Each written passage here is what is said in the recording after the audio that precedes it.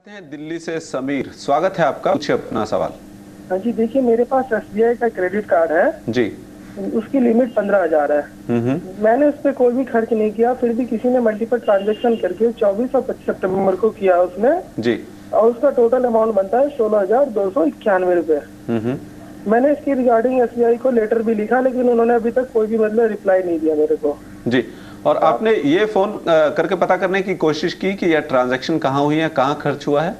जी, ये उन्होंने कहा कि दिल्ली और मुंबई में मल्टीपल, जैसे कि हर्ष या आइडिया का मोबाइल नंबर का बिल पे किया गया है। जी, तो चलिए पूछते हैं हर्ष जी, ऐसे में क्या संभावना हो सकती है, कैसे हो सकता है? कार्ड इनके पास है और दूसरा लिमिट से ज्यादा भी क्या कभी खर्च हो सकता है? क्योंकि अगर ट्रांजैक्शन रीसेंट है तो उसमें लेट फीस या कुछ इंटरेस्ट भी होने के चांसेस नहीं है, और क्या इनके लिए समाधान है? खैर, लिमिट से ज़्यादा तो बैंक्स कभी कभी अपने ग्राहकों को सुविधा देने के हिसाब से, अगर लिमिट बहुत ज़्यादा एक्सीड नहीं होती है तो अलाउ कर देती है अपनी तरफ से। वो तो एक्चुअली अपनी तरफ से उनको सहूलियत दे रही है। तो वो एक रीज़न हो सकता है कि 15,000 की लिमिट होते हुए भी उन्होंने 16 या 16,500 का जो खर्चा है वो मंजूर किया है कार्ड पर। अब रहा सवाल कि ये खर्चे इन्होंने नहीं किए, तो ये सबसे पहले अगर इन्होंने जो कहा कि इन्होंने चिट्ठी लिखी है, तो मैं ये आशा करता हूँ कि इनके पास उसका एक्नॉलेजमेंट होगा, या रजिस्टर्ड एडी से भेजा होगा या हैंड डिलीवर किया होगा और एक्नॉलेजमेंट होगा।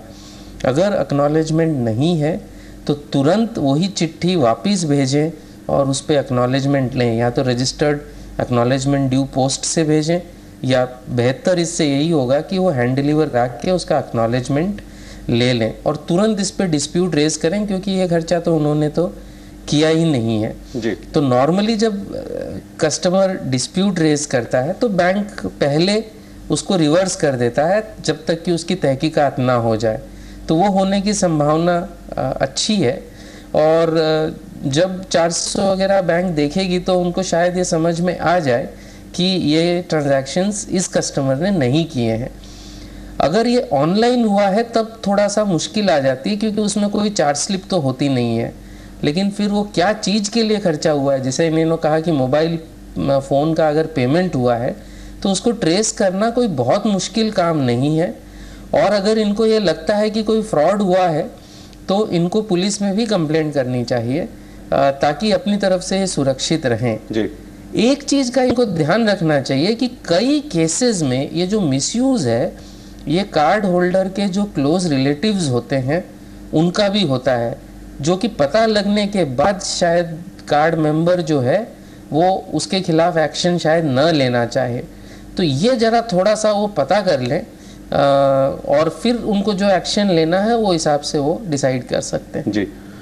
तो मोटी बात ये निकल कर आ रही है कि पहले तो डिस्प्यूट रेज कीजिए। आपने जो चिट्ठी लिखी है उम्मीद यह है कि रजिस्टर्ड एडी के साथ है, और ये छानबीन करवाइए कि कौन से नंबर का बिल पे हुआ है, फिर उसके बाद तो सारे रिकॉर्ड निकल ही जाएंगे और आपका काम आसान हो जाएगा। अब बात करते हैं हिमांशु गुप्ता से, लखनऊ से हमारे साथ हैं। जी हिमांशु, स्वागत है आपका, पूछिए अपना सवाल। जी सर, एक्चुअली मैंने एक क्रेडिट कार्ड इशू करा रखा था अपने पास। जी ठीक है, उस पर मेरे पास कॉल आई थी, बॉम्बे से आई या कलकत्ता, जहाँ से भी कॉल आती है, आपका एक इंश्योरेंस पॉलिसी इशू कराने के लिए, हेल्थ केयर पॉलिसी। ठीक है, तो मैंने एक पॉलिसी के लिए उनको ओके कर दिया था कि ठीक है मुझे वो पॉलिसी आप इशू कर दीजिए। उन्होंने इन सब्स्टिट्यूट मेरे पास दूसरी पॉलिसी भी उसी के साथ भेज दी, जिसमें फॉल्स डिटेल्स थी, मेरे बर्थ डेट वगैरह गलत थी, एज गलत लिखी हुई थी। तो मैंने उसको कैंसिलेशन के लिए वहाँ पे क्वेरी डाली, लेकिन उन्होंने कैंसिल करने के बाद उसमें मेरे क्रेडिट कार्ड पे चार्जेस लगा दिए जी। तो मैंने वहाँ पे क्वेरी करी कि ये चार्जेस क्यों लगाए, तो उन्होंने कहा कि ये चार्जेस आपको कैंसिलेशन चार्जेस लगे हुए हैं। आपने कितने दिन के भीतर कैंसिल करवा दिया था? सर मैंने 1 मंथ के अंदर ही कैंसिल करा दिया था। जनवरी फ्री लुक पीरियड होता है, यानी कि उनका पीरियड होता है, सेल पीरियड होता है, तो 1 मंथ मैंने ये पता किया था, तो मैंने 1 मंथ के अंदर ही उनको कैंसिलेशन भेज दिया था। ठीक है, लेकिन उन्होंने कैंसिलेशन चार्ज लगा दिए और आज तक करीब 6-7 महीने से ज्यादा हो रहा है। उसमें मेरे डेबिट अकाउंट से उसमें 100 रुपीज कुछ समथिंग चार्जेस कटते जा रहे हैं। जी जी हर्षित, तो इन्हें क्या करना चाहिए? लेकिन क्या गलती है उसमें किया मैंने, आपने गलत डिटेल्स मेरे को एक्सप्रेस पॉलिसी मैंने उसको कैंसिल करा दिया, तो मेरी उसमें क्या गलती है कि मुझे चार्जेस क्यों देने पड़ रहे हैं उसके लिए? जी दो चीज़ें मैं थोड़ा सा क्लियर कर दूं। आपने फ्री लुक पीरियड का मेंशन किया इंश्योरेंस के लिए, लेकिन फ्री लुक पीरियड का ये मतलब नहीं है कि फ्री लुक पीरियड के दौरान अगर आप इंश्योरेंस को कैंसिल करवाते हैं उस पर कोई भी चार्ज ना लगे। वो जो इंश्योरेंस कंपनी के उस पर चार्जेस होते हैं वो लगा सकती है, वो पहले से क्लियर्ड होते हैं कि इतना चार्ज लगेगा अगर फ्री लुक पीरियड में भी आप कैंसिल कराएंगे। तो नॉर्मली नॉमिनल चार्जेस होते हैं वो। वो तो रहा सवाल चार्जेस का। अब बेसिक मुद्दा ये है कि क्या इन्होंने ये इंश्योरेंस पॉलिसी ली थी कि नहीं। अब ये डिस्प्यूट काफ़ी हो रहे हैं, जैसे इस शो में भी हमने कई ऐसी डिस्प्यूट्स देखी हैं और हमारे पास apnaloan.com में भी ऐसी कई कंप्लेंट्स आ रही हैं।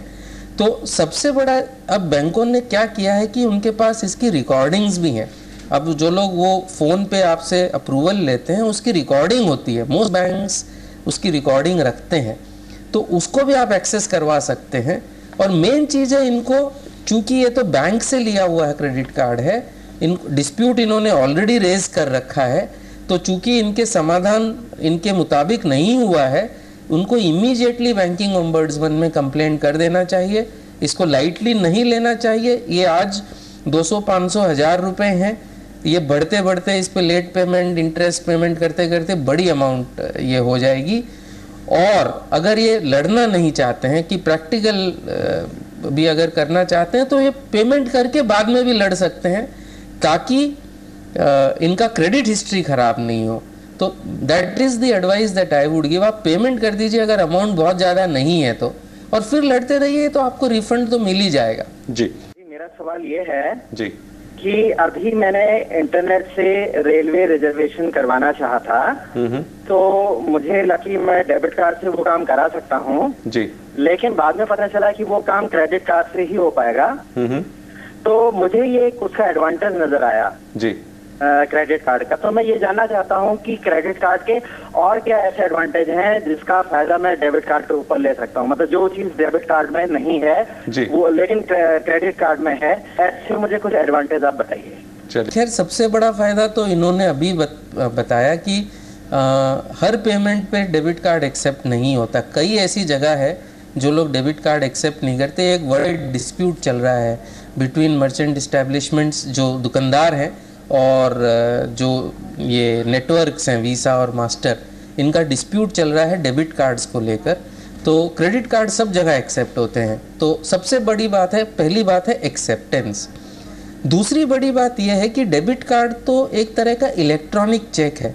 अगर आपके अकाउंट में पैसा है तो आप उस डेबिट कार्ड के जरिए शॉपकीपर को या जो भी चीज़ आप खरीद रहे हो उसका पेमेंट और भुगतान आप तुरंत कर सकते हैं, वो तुरंत आपके अकाउंट में डेबिट हो जाता है।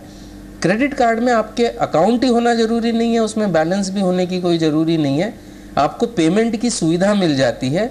जो चाहे तो आप महीने के एंड में, जब क्रेडिट पीरियड आपका फ्री क्रेडिट पीरियड ख़त्म हो जाता है, उस समय पूरा पेमेंट कर दें। और प्राय हर क्रेडिट कार्ड में रिवॉल्विंग फैसिलिटी होती है, यानी आप 5% का पेमेंट कर दें और बैलेंस 95% प्लस ब्याज वो आप अपनी सहूलियत से महीने दर महीने करते रहें। लेकिन जैसे हमने पहले भी कहा है कि क्रेडिट कार्ड पेमेंट के लिए अच्छी फैसिलिटी है, बोरो करने के लिए बहुत अच्छी फैसिलिटी नहीं है, क्योंकि ब्याज की दरें जो है वो काफ़ी हाई होती हैं। तो between credit card and debit card, credit card सहूलियत ज़्यादा है क्योंकि आपके पास पैसा होना ज़रूरी नहीं है। अगर आप उसको रिस्पॉन्सिबली यूज़ करें तो इट इज़ बहुत अच्छा एक इंस्ट्रूमेंट है, एक बहुत अच्छी कन्वीनियंस है आपके लिए। जी।